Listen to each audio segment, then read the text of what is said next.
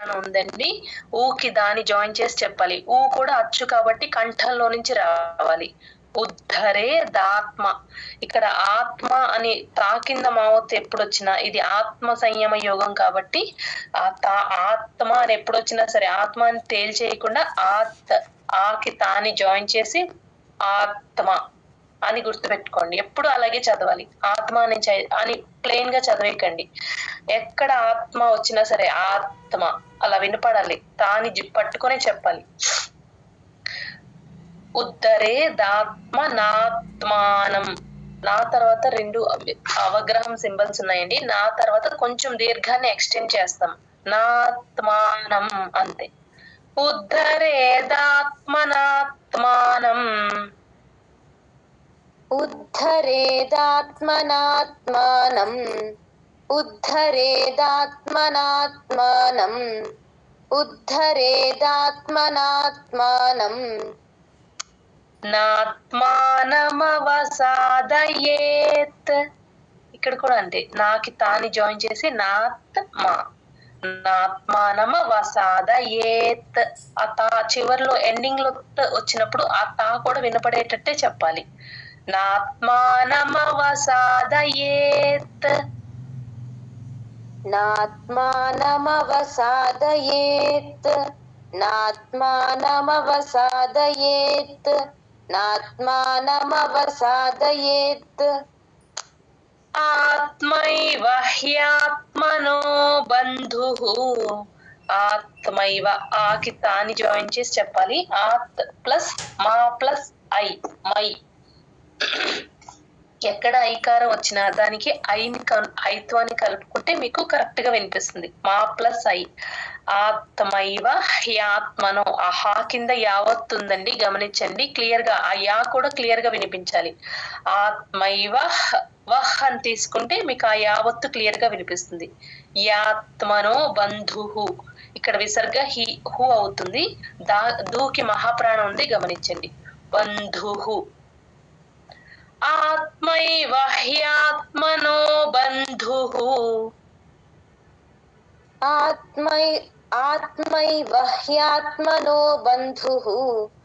ఆత్మైవ హ్యాత్మనో బంధుః. ఆత్మైవ హ్యాత్మనో బంధుః. ఆత్మైవ రిపురాత్మనః. ఆత్మైవ రిపురాత్మనః. ఆత్మైవ రిపురాత్మనః. ఆత్మైవ రిపురాత్మనః. ఉద్ధరేదాత్మనాత్మానం. నాత్మానమవసాదయేత్. ఉద్ధరేదాత్మనాత్మానం. నాత్మానమవసాదయేత్. ఉద్ధరేదాత్మనాత్మానం. నాత్మానమవసాదయేత్. ఉద్ధరేదాత్మనాత్మానం. నాత్మానమవసాదయేత్. ఆత్మైవ హ్యాత్మనో బంధుః. ఆత్మైవ రిపురాత్మనః. ఆత్మైవ హ్యాత్మనో బంధుః. ఆత్మైవ రిపురాత్మనః. ఆత్మైవ హ్యాత్మనో బంధుః. ఆత్మైవ రిపురాత్మనః. ఆత్మైవ హ్యాత్మనో బంధుః. ఆత్మైవ రిపురాత్మనః. ఉద్ధరేదాత్మనాత్మానం. నాత్మానమవసాదయేత్. ఆత్మైవ హ్యాత్మనో బంధుః. ఆత్మైవ రిపురాత్మనః. ఉద్ధరేదాత్మనాత్మానం. నాత్మానమవసాదయేత్. ఆత్మైవ హ్యాత్మనో బంధుః. ఆత్మైవ రిపురాత్మనః. ఉద్ధరేదాత్మనాత్మానం. నాత్మానమవసాదయేత్. ఆత్మైవ హ్యాత్మనో బంధుః. ఆత్మైవ రిపురాత్మనః. ఉద్ధరేదాత్మనాత్మానం.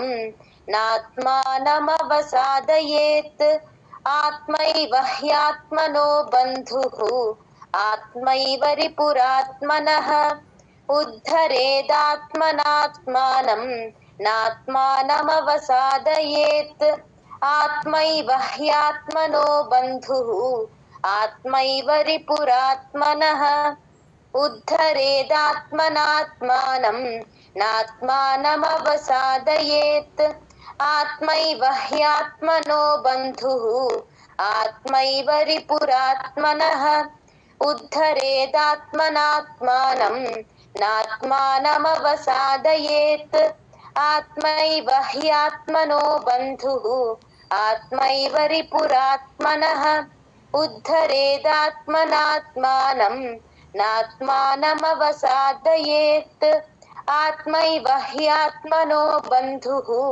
आत्मैव रिपुरात्मनः। जय गुरुदत्त। 6వ శ్లోకం, శ్లోక నెంబర్ 6. బంధురాత్మాత్మనస్తస్య, బంధు ధూకి మహాప్రాణం ఉందండి, గమనించండి. రాత్మాత్మ, ఆ తా కింద మా ఒత్తు ఎప్పుడు వచ్చినా సరే రాకి తాని జాయిన్ చేసుకుని రాత్ అని తీసుకుంటే ఆ మా ఒత్తు క్లియర్ గా వినిపిస్తుంది. బంధురాత్మాత్మ, రెండు తాలకి మా ఒత్తులు ఉన్నాయి, గమనించండి. నస్ తస్య, నస్ తస్య, అక్కడ పెన్సిల్ తో రాసుకోండి. నస్ తస్య, ఆ యా కూడా సా కింద యా ఒత్తు కూడా క్లియర్ గా వినిపించాలి. బంధురాత్మాత్మనస్తస్య, బంధురాత్మాత్మనస్తస్య, బంధురాత్మాత్మనస్తస్య, బంధురాత్మాత్మనస్తస్య ఏనాత్మైవాత్మనాజితః. ఇది ఏ అండి, యాగుణింతంలో ఏ, అచ్చుకు ఏ కాదు, గమనించండి. యాగుణింతంలో ఏనాత్మై, నాత్ ప్లస్ మై, మా ప్లస్ ఐ, నాత్మై. నాకి తాని జాయిన్ చేసి చెప్తే మీకు తా కింద ఐకారం ప్లస్ మా రెండు వినిపించేటట్టు చెప్పాలి. నాత్ ప్లస్ మై, మా ప్లస్ ఐ రాసేసుకోండి పైన. ఏనాత్ మై, వాత్మన, వాకి తాని జాయిన్ చేసి చెప్పాలి. ఏనాత్మైవాత్మనాజితః,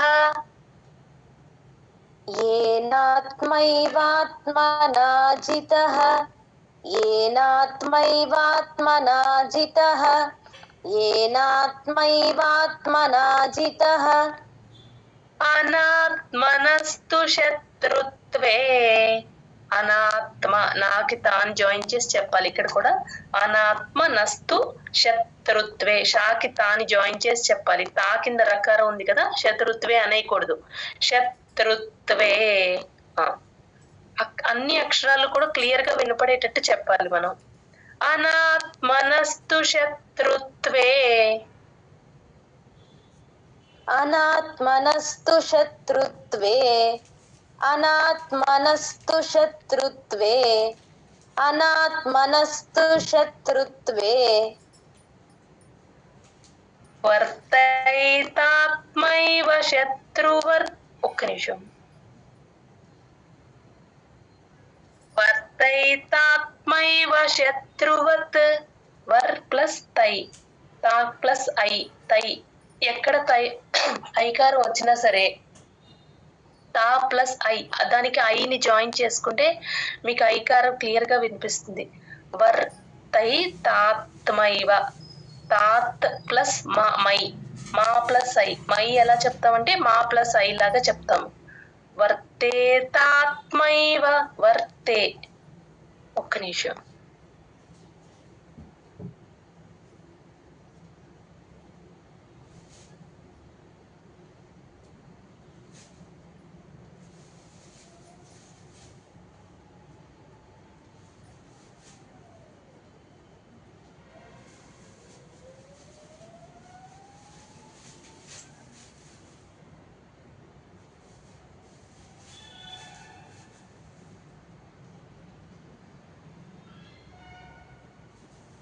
సారీ అమ్మా, జయ గురుదత్త.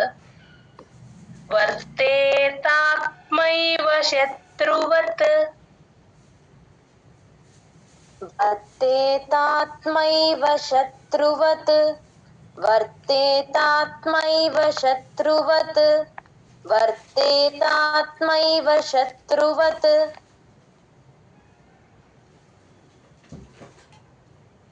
बन्धुरात्मात्मनस्तस्य येनात्मैवात्मना जितः बन्धुरात्मात्मनस्तस्य येनात्मैवात्मना जितः बन्धुरात्मात्मनस्तस्य येनात्मैवात्मना जितः बन्धुरात्मात्मनस्तस्य येनात्मैवात्मना जितः अनात्मनस्तु शत्रुत्वे वर्तेतात्मैव शत्रुवत् अनात्मनस्तु शत्रुत्वे वर्तेतात्मैव शत्रुवत् अनात्मनस्तु शत्रुत्वे वर्तेतात्मैव शत्रुवत् अनात्मनस्तु शत्रुत्वे वर्तेतात्मैव शत्रुवत् बन्धुरात्मात्मनस्तस्य येनात्मैवात्मना जितः अनात्मनस्तु शत्रुत्वे వర్తేతాత్మైవ శత్రువత్. ఇక్కడ ఒక చిన్న ఇదమ్మా, వర్తేలో ఉంది తావొత్తు, ఆ రైట్ సైడ్ కి ఉంది కదా అది తా. అలాగే ఆత్మయి అది ఐకారం, రెండిటికి డిఫరెన్స్ చూసుకోండి. వర్తేతాత్మైవ ఇది ఇది రైట్ సైడ్ ఉంటుంది, అది లెఫ్ట్ సైడ్ ఉంటుంది. ఒకసారి అది అందరూ అబ్జర్వ్ చేసుకోండి, చెప్పండి. బంధురాత్మాత్మనస్తస్య येनात्मैवात्मना जितः अनात्मनस्तु शत्रुत्वे वर्तेतात्मैव शत्रुवत् बन्धुरात्मात्मनस्तस्य येनात्मैवात्मना जितः अनात्मनस्तु शत्रुत्वे वर्तेतात्मैव शत्रुवत् बन्धुरात्मात्मनस्तस्य येनात्मैवात्मना जितः अनात्मनस्तु शत्रुत्वे वर्तेतात्मैव शत्रुवत् बन्धुरात्मात्मनस्तस्य येनात्मैवात्मना जितः अनात्मनस्तु शत्रुत्वे वर्तेतात्मैव शत्रुवत् बन्धुरात्मात्मनस्तस्य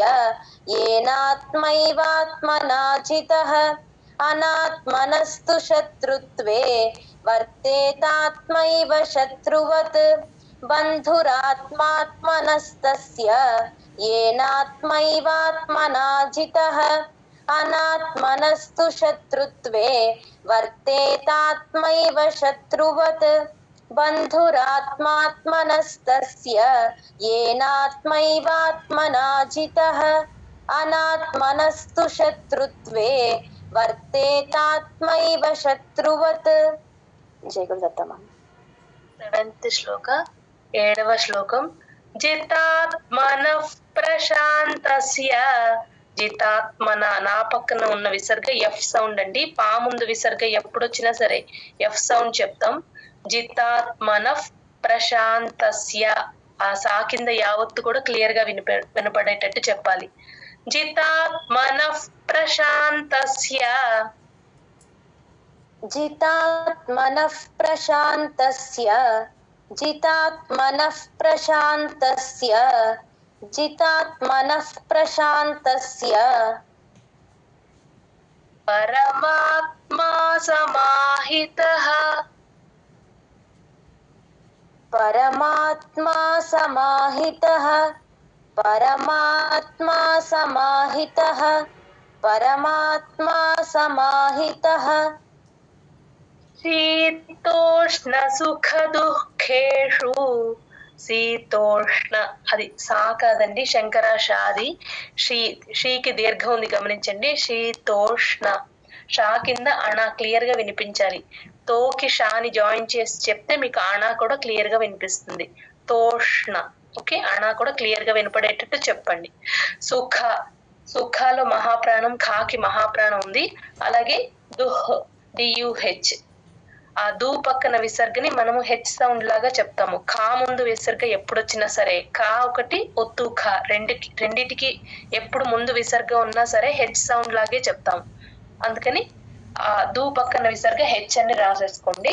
దుఃఖేషు, సుఖాలో మహాప్రాణం ఖాకి ఉంది, దుఃఖేషులో ఖాకి మహాప్రాణం, రెండు వినపడేటట్టు చెప్పాలి. శీతోష్ణ సుఖ దుఃఖేషు, शीतोष्ण सुख दुःखेषु, शीतोष्ण सुख दुःखेषु, शीतोष्ण सुख दुःखेषु, తథా మానాపమానయోః. తథా, తా పక్కన ఉంది ఒత్తు థాండి టీహెచ్ థా. ఒకసారి గమనించండి అందరూ. తథా మానాపమానయోః, ఇక్కడ విసర్గ హో అవుతుంది. విసర్గ దగ్గర హో అని రాసేసుకోండి. तथा मानापमानयोः, तथा मानापमानयोः, तथा मानापमानयोः, చితాత్మనః ప్రశాంతస్య పరమాత్మా సమాహితః. जितात्मनः प्रशान्तस्य परमात्मा समाहितः, जितात्मनः प्रशान्तस्य परमात्मा समाहितः, जितात्मनः प्रशान्तस्य परमात्मा समाहितः. శీతోష్ణ సుఖ దుఃఖేషు తథా మానాపమానయోః. शीतोष्ण सुख दुःखेषु तथा मानापमानयोः, शीतोष्ण सुख दुःखेषु तथा मानापमानयोः, शीतोष्ण सुख दुःखेषु तथा मानापमानयोः. చితాత్మనః ప్రశాంతస్య పరమాత్మా సమాహితః, శీతోష్ణ సుఖ దుఃఖేషు తథా మానాపమానయోః.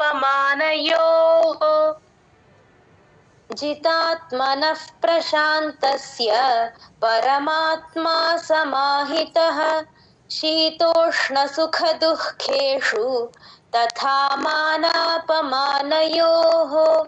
जितात्मनः प्रशान्तस्य परमात्मा समाहितः, शीतोष्ण सुख दुःखेषु तथा मानापमानयोः,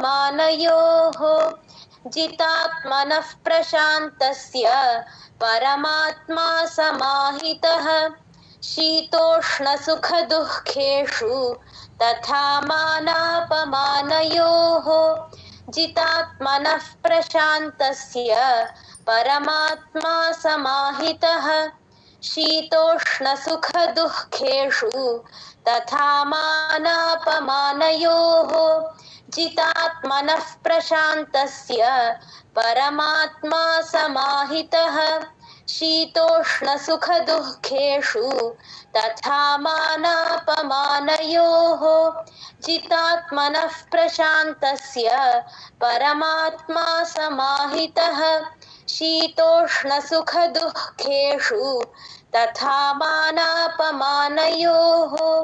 जितात्मनः प्रशान्तस्य परमात्मा समाहितः, शीतोष्ण सुख दुःखेषु तथा मानापमानयोः.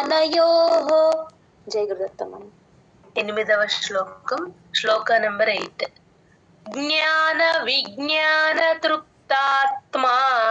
జ్ఞాన, జ్ఞా ఎప్పుడొచ్చినా సరే GNYA, ఆ లాస్ట్ లో ఎండింగ్ లో యా వినపడేటట్టు చెప్పాలి. జ్ఞాన విజ్ఞాన త్రూ, త్రూ చాలా తేలిగ్గా చెప్పాలి. అస్సలు స్ట్రెస్ ఇవ్వకూడదు. వట్టసుడు ఎక్కడున్నా సరే నాకి తాని జాయిన్ చేయకుండా జ్ఞాన విజ్ఞాన అలా తృప్తాత్మ. మళ్ళీ అలా తా కింద మావత్తు సంయుక్తాక్షరం కాబట్టి పాకి తాన్ని జాయిన్ చేసి చెప్తాం. ఓన్లీ త్రూకి మాత్రమే తేల్చి చెప్తాం ఇక్కడ. జ్ఞాన విజ్ఞాన తృప్తాత్మ. జ్ఞాన విజ్ఞాన తృప్తాత్మ. జ్ఞాన విజ్ఞాన తృప్తాత్మ. జ్ఞాన విజ్ఞాన తృప్తాత్మ. కూటస్థో విజితేంద్రియ. కూటస్థో ఆ సా కింద ఒత్తు థా అండి, గమనించండి. టీహెచ్ఏ థా అది. విజితేంద్రియ దా కింద రకారం ఉంది, గమనించండి. కూటస్థో విజితేంద్రియ. కూటస్థో విజితేంద్రియ. కూటస్థో విజితేంద్రియ. కూటస్థో విజితేంద్రియ. యుక్త ఇత్యుచ్యతే యోగి. యుక్త తర్వాత చిన్న పాజ్ ఇవ్వాలి. ఈ అచ్చు కాబట్టి ఓవల్ సౌండ్ కాబట్టి కంఠంలో నుంచి రావాలి ఆ ఈ కూడా. యుక్త ఇత్యుచ్యతే. తా కింద యావత్తు, చా కింద యావత్తు రెండు వినపడాలి. ఇత్యుచ్యతే. ఎస్పెషల్ గా చా కింద యావత్తులు, చా కింద చావత్తులాగా పలికేస్తూ ఉంటారు. అలా పలకకుండా ఇత్యుచ్యతే అయా అలా వినిపించాలి. యుక్త ఇత్యుచ్యతే యోగి. యుక్త ఇత్యుచ్యతే యోగి. యుక్త ఇత్యుచ్యతే యోగి. యుక్త ఇత్యుచ్యతే యోగి. సమలోష్టాశ్మకాంచనః. సమలోష్ట ఆ షా కింద మామూలు టా, ప్లేన్ టా ఒత్తు, ఒత్తుట్టా కాదండి. మహాప్రాణం ఎక్కడా లేదు ఈ పాదంలో. సమలోష్టాశ్మ కాంచనః అంతే. సమలోష్టాశ్మ కాంచనః. సమలోష్టాశ్మ కాంచనః. సమలోష్టాశ్మ కాంచనః. సమలోష్టాశ్మ కాంచనః. జ్ఞాన విజ్ఞాన తృప్తాత్మా.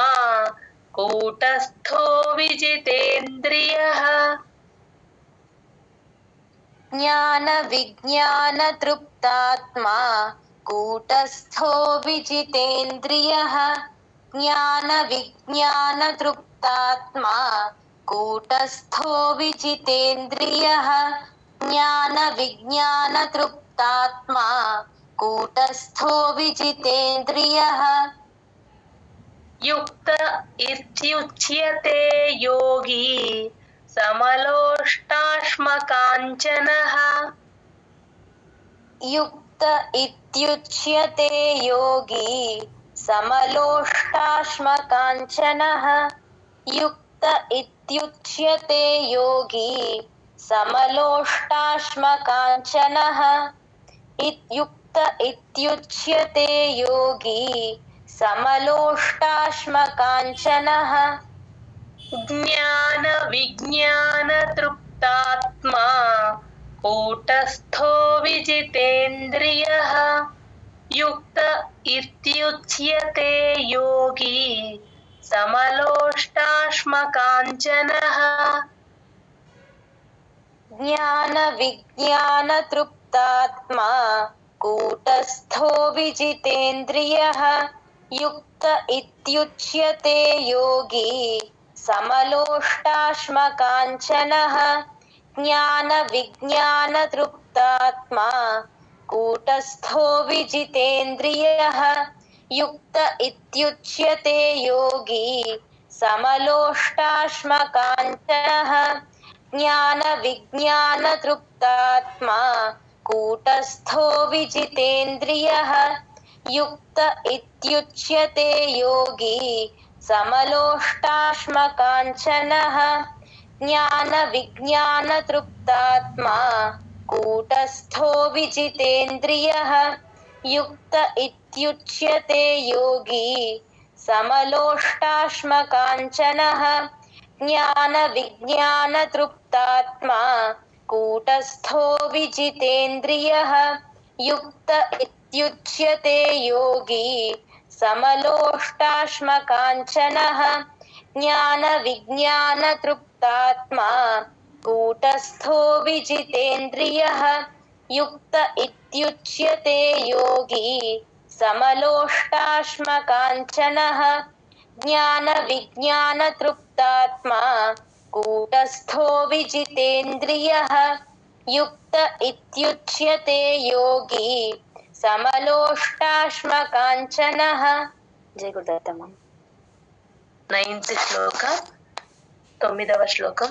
సుహృన్మిత్రార్యుదాసీన. సుహృ తేల్చి చెప్పాలి, నా కింద మావత్తు క్లియర్ గా వినిపించాలి. సుహృన్ మిత్ర అంతే. ర్యుదాసీన రూ కింద యావత్తుంది గమనించండి. సుహృన్మిత్రార్యుదాసీన. సుహృన్మిత్రార్యుదాసీన సుహృన్మిత్రార్యుదాసీన సుహృన్మిత్రార్యుదాసీన. ఇక్కడ కొంచెం ఇది హార్డ్ వర్డ్ ఈ చాప్టర్ లో. 2వ పాదం. మధ్యస్థద్వేష్య బంధుషు. మధ్య ధా కింద మహాప్రాణం యావత్తు ఉన్నాయి చూడండి, గమనించండి. సా కింద తావత్తు, ఒత్తు థ, టిహెచ్ఏ థ. మధ్యస్థ తర్వాత ఆ దా కింద వావత్తుంది కాబట్టి ఆ స్థాకి దాని జాయిన్ చేసి చెప్పాలి. మధ్యస్థద్ అని తీసుకోండి, అప్పుడు దా కింద వావత్తు క్లియర్ గా వినిపిస్తుంది. మధ్యస్థద్వేష్య. ఆ షా కింద యావత్తు కూడా ముద్ద షాది. ద్వేష్య బంధుషు. దూకి మహాప్రాణం ఉంది గమనించండి. మధ్యస్థద్వేష్య బంధుషు. మధ్యస్థద్వేష్య బంధుషు మధ్యస్థద్వేష్య బంధుషు మధ్యస్థద్వేష్య బంధుషు. సాధుష్వపి చ పాపేషు. సాధుష్వపి చ పాపేషు సాధుష్వపి చ పాపేషు సాధుష్వపి చ పాపేషు. సమబుద్ధిర్విశిష్యతే. సమబుద్ధి, బుద్ధిలో దా కింద దావత్తు మహాప్రాణం, భూకి దాని జాయిన్ చేసి చెప్పాలి. బుద్ధి. సమబుద్ధిర్ విశిష్యతే. బుద్ధిర్ దీ తర్వాత బుద్ధిర్ అని రాసేసుకోండి పెన్సిల్ తోటి. బుద్ధిర్ విశిష్యతే. అక్కడ శంకరష షణ్ముఖష రెండు పక్క పక్కనే వచ్చినప్పుడు రెండింటికి డిఫరెన్స్ చూపించాలి మనం. విశిష్యతే అలా చెప్పాలి. సమబుద్ధిర్విశిష్యతే. సమబుద్ధిర్విశిష్యతే సమబుద్ధిర్విశిష్యతే సమబుద్ధిర్విశిష్యతే.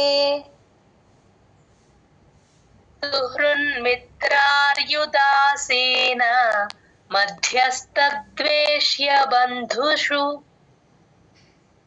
సుహృన్మిత్రార్యుదాసీన మధ్యస్థద్వేష్య బంధుషు సుహృన్మిత్రార్యుదాసీన మధ్యస్థద్వేష్య బంధుషు సుహృన్మిత్రార్యుదాసీన మధ్యస్థద్వేష్య బంధుషు. సాధుష్వపి చ పాపేషు సమబుద్ధిర్విశిష్యతే. సాధుష్వపి చ పాపేషు సమబుద్ధిర్విశిష్యతే. సాధుష్వపి చ పాపేషు సమబుద్ధిర్విశిష్యతే.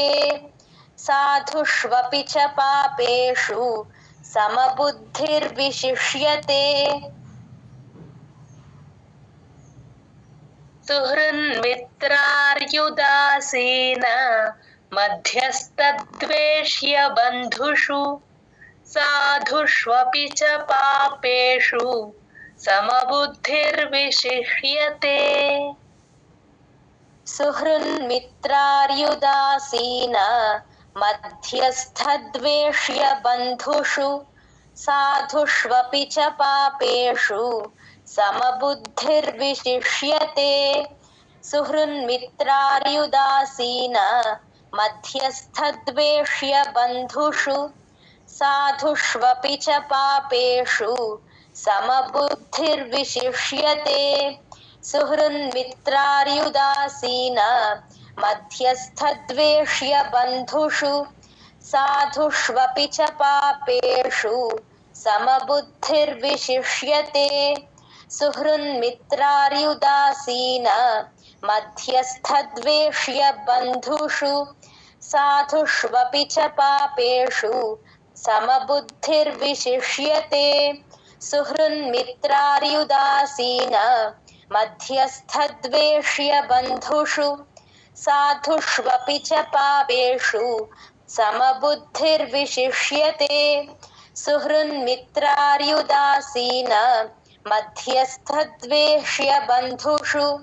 సాధుష్వపి చ పాపేషు సమబుద్ధిర్విశిష్యతే సుహృన్మిత్రార్యుదాసీన మధ్యస్థద్వేష్య బంధుషు సాధుష్వపి చ పాపేషు సమబుద్ధిర్విశిష్యతే. జై గురుదత్త. జై గురుదత్త. మిగతా రిమైనింగ్ 2 శ్లోకాస్ రేపు చెప్పుకుందాం అండి. కావ్య గారు బాగా రిపీట్ చేశారమ్మా. జై గురుదత్త. జై గురుదత్త. కొంచెం ఈరోజు హెల్త్ బాగాలేదండి నాకు, అందుకని కొంచెం ఏదైనా అసౌకర్యంగా ఉంటే మీరందరూ కొంచెం క్షమించండి. జై గురుదత్త. ఎవరికైనా డౌట్లు ఉంటే మాత్రం రేపు ఏ శ్లోకాస్ లో అయినా రేపు ఒకసారి హ్యాండ్ రైజ్ చేసినప్పుడు అడగొచ్చు. అదర్వైజ్ ఏదైనా డౌట్ ఉన్నా మెసేజ్ పెట్టండి, క్లియర్ చేస్తాను. జై గురుదత్త. షర్మిల గారు ఒకసారి ఆర్డర్ లో చదువుతారు. చదువుతాను. జై గురుదత్త. ఓం శ్రీ పరమాత్మనే నమః. అథ షష్ఠోऽధ్యాయః ఆత్మ సంయమ యోగః. శ్రీ భగవానువాచ అనాశ్రితః కర్మ ఫలం కార్యం కర్మ కరోతి యః స సన్యాసీ చ యోగీ చ న నిరగ్నిర్న చాక్రియః యం సన్యాసమితి ప్రాహుః యోగంతం విద్ధి పాండవ. యోగంతం విద్ధి పాండవ న హ్యసన్యస్త సంకల్పః యోగీ భవతి కశ్చన. ఆరురుక్షోర్మునేర్యోగం కర్మ కారణముచ్యతే యోగారూఢస్య తస్యైవ శమః కారణముచ్యతే. యదా హినేంద్రియార్థేషు న కర్మస్వనుషజ్జతే సర్వసంకల్ప సన్యాసీ యోగారూఢస్తదోచ్యతే. ఉద్ధరేదాత్మనాత్మానం నాత్మానమవసాదయేత్. ఆత్మైవ హ్యాత్మనో బంధుః ఆత్మైవ రిపురాత్మనః. బంధురాత్మాత్మనస్తస్య ఏనాత్మైవాత్మనా జితః. అనాత్మనస్తు శత్రుత్వే వర్తేతాత్మైవ శత్రువత్.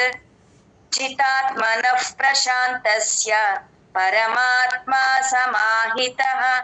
శీతోష్ణ సుఖ దుఃఖేషు తథా మానాపమానయోః. జ్ఞాన విజ్ఞాన తృప్తాత్మా కూటస్థో విజితేంద్రియః. యుక్త ఇత్యుచ్యతే యోగి సమలోష్టాశ్మకాంచనః. సుహృన్మిత్రార్యుదాసీన మధ్యస్థద్వేష్య బంధుషు సాధుష్వపి చ పాపేషు సమబుద్ధిర్విశిష్యతే. జై గురుదత్త. బాగా చదివారు. క్లాస్ జ్ఞానానందమయం దేవం నిర్మల స్ఫటికాకృతిం ఆధారం సర్వ విద్యానాం హయగ్రీవముపాస్మహే. ఏతత్ఫలం శ్రీ సద్గురు చరణారవిందార్పణమస్తు. జై గురుదత్త. ఈ శ్లోకాస్ అన్ని ఒకసారి అందరూ